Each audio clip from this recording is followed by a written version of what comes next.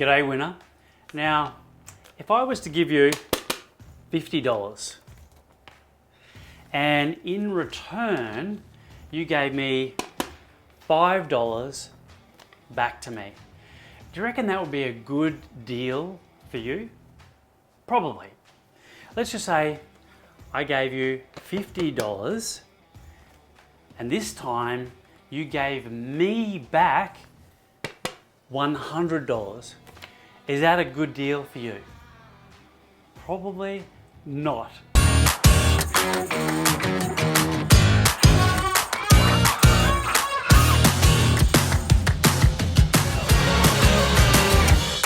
And you know what?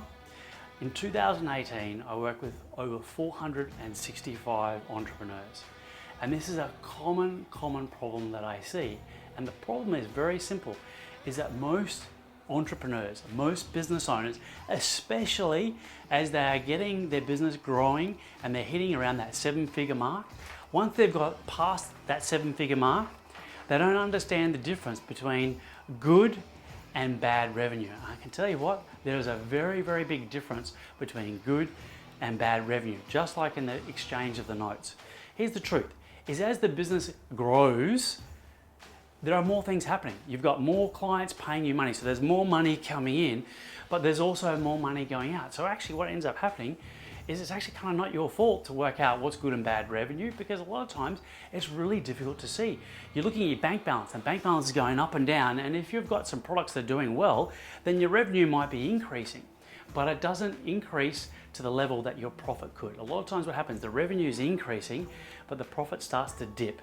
And a lot of times it dips because people are adding too many products in that are inefficient. Or it could be that their team is ineffective in delivering the product or service.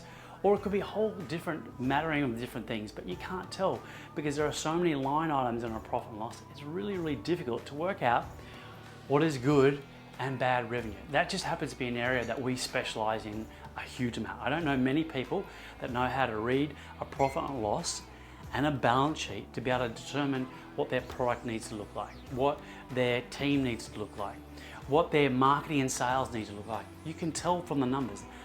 Numbers don't lie. The truth is though, most people when they're looking at a number, they go to their accountants and they kind of go, hey accountant, tell me what my results are. And they wait for 30 minutes and they're sitting there and they're waiting, and all they're really waiting for is that bottom line. Have I made money or not? And that's the only number that they really know about. The truth is, they're probably expending a huge amount of energy on bad revenue, and it doesn't need to be that way. So if you're in a situation, you've got a 7-figure business or on the way to be a 7-figure business, and you know you're putting a lot of effort in, but you're noticing that your profit as a percentage is getting less, then reach out to me. It's a relatively complex thing to solve, but when you know how to do it, it's actually quite simple. So send me a personal message and either myself or my team will reach out to you, we'll organize a meeting and we'll sort it out, because once you know what you need to do, it's actually really simple to work out what is a good versus bad revenue.